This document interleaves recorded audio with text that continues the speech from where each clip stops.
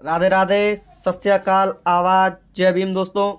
तो आज हम देखने आ रहे हैं हिंदी के महत्वपूर्ण बहुविकल्पी व प्रश्न। यह सीरीज आपको सन 2024 में होने वाले एग्जाम के लिए 20 नंबर पक्के करने वाली है। तो दोस्तों पहला सवाल हम देखते हैं कि कलम का सिपाही के लेखक हैं। कलम का सिपाही एक रचना है जिसके लेखक कौन है? तो का ऑप्शन है हमारा अमृत राय, खा गुलाब राय, गा प्रेमचंद, गा राकेश यादव। दोस्तों जो कलम का सिपाही है वो अमृत राय जी की एक रचना है। गुलाब राय जी की हमारा एक रचना है ठलुआ क्लब। प्रेमचंद जी की बहुत सी रचनाएं हैं जैसे सेवा सदन, गोदान। और राकेश यादव जी हमारे प्रसिद्ध नाटककार हैं, इनकी भी बहुत सी रचनाएं हैं। दूसरा देखते हैं कि रसमीमांसा के लेखक कौन है। रसमीमांसा आपके हिंदी की पुस्तक के ही लेखक हैं, उनकी एक रचना है तो जिसमें आप जानते होंगे वो लेखक कौन है। तो का हमारा जयप्रकाश भारती, गुलाब राय, गा जयशंकर प्रसाद, गा आचार्य रामचंद्र शुक्ल। तो दोस्तों रसमीमांसा है जो वो शुक्ल जी की रचना है। शुक्ल जी की रचना और भी है, चिंतामणि है। ठीक है दोस्तों, अब यहीं पर ही हमारा तीसरा बन जाता है कि चिंतामणि किस विधा की रचना है।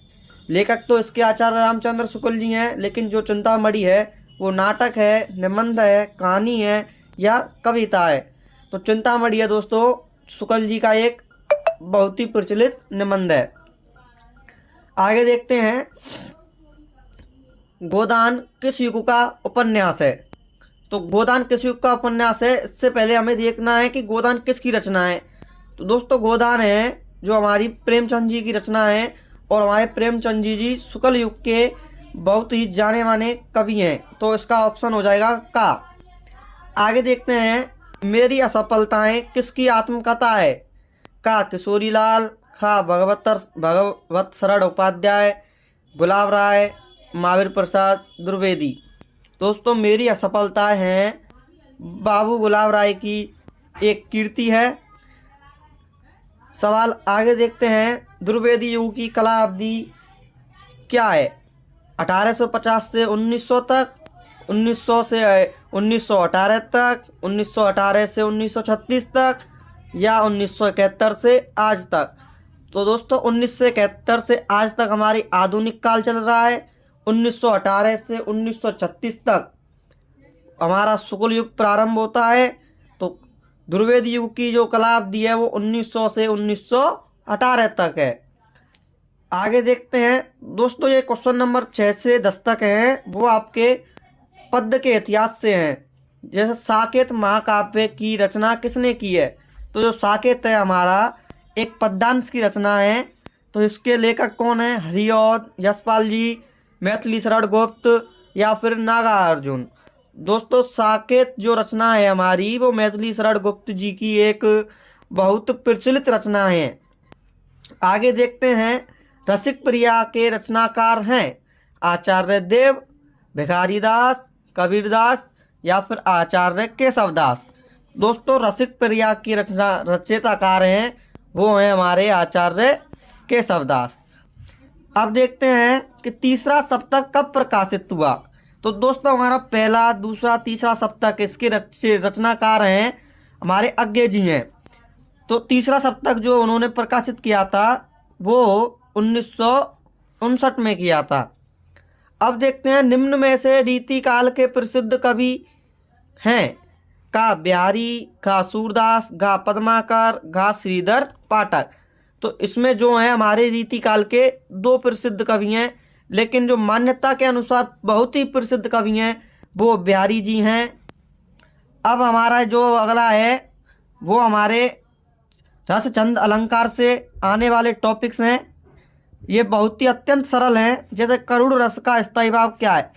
तो आपके सिलेबस में सिर्फ दो ही रस हैं, हास्य रस और करुड़ रस। तो जो करुड़ रस है उसका स्थायी भाव क्या होगा? का हास, खा शोक, गा उत्साह, घा भय। तो हमारा क्या होगा? शोक। हास जो है हास्य रस का स्थायी भाव है। अब है कि यहीं कहीं बिखर गई वह भगन बिज माला सी में कौन सा अलंकार है। तो दोस्तों यहाँ रूपक है, उत्प्रेक्षा है, उपमा है या फिर इनमें से कोई नहीं। तो यहीं कहीं बिखर गई वह भगन विजयमाला सी लक्ष्मीबाई के ऊपर कही गया एक अलंकार है, जिसमें लक्ष्मी जी की तुलना विजयमाला से की गई है। तो जहाँ समानता पाई जाती है वह हमारा उपमा अलंकार होता है। अब हम देखते हैं आगे दोस्तों, रोला छंद में कितनी मात्राएं होती हैं। जो हमारा रोला छंद है उसमें कितनी मात्राएं होती हैं, 24, 26, 22 या 18। तो दोस्तों रोला छंद में होती हैं 24 मात्राएं। अगला सवाल है हमारा, अपव्यय में उपसर्ग लगा है। ये वाक्य है उपव्यय, इसमें अपव्यय जिसमें उपसर्ग है वो क्या है। तो उपसर्ग जो होता है किसी वाक्य के प्रारंभ में लगकर बनाया जाता है।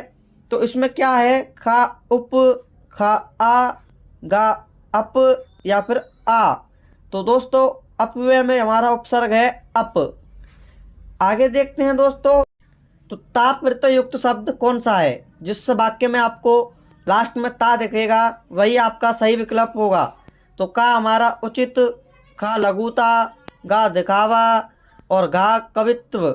तो ता दोस्तों जो है हमारा लघुता में हमें नज़र आ रहा है, तो हमारा ऑप्शन खा बिल्कुल सही होगा। अब देखते हैं प्रश्न नंबर 16, दशानन का समास विग्रह क्या है।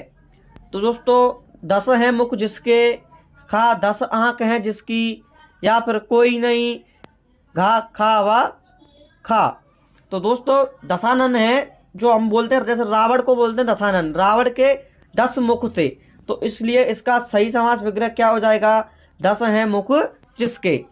अब दोस्तों हमें तत्सम शब्द, तत्सम क्या होते हैं, संस्कृत के वह शब्द होते हैं जो हिंदी में आज भी मूल रूप से प्रचलित हैं।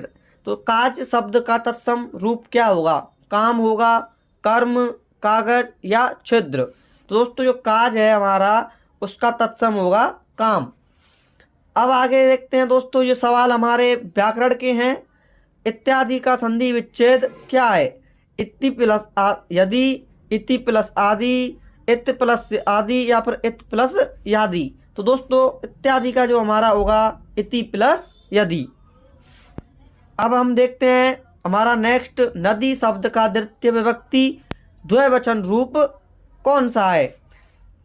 तो दोस्तों ये हमारे सर्वनाम है, जैसे नदी है, फल है, राम है। तो हमें इस नदी में से बताना है कि इसका द्वितीय विभक्ति द्विवचन रूप कौन सा है।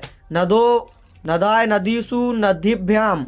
दोस्तों प्रथम विभक्ति और द्वितीय विभक्ति का द्विवचन रूप दोनों एक से होते हैं। तो नदी का जो हो जाएगा वो हो जाएगा नदो।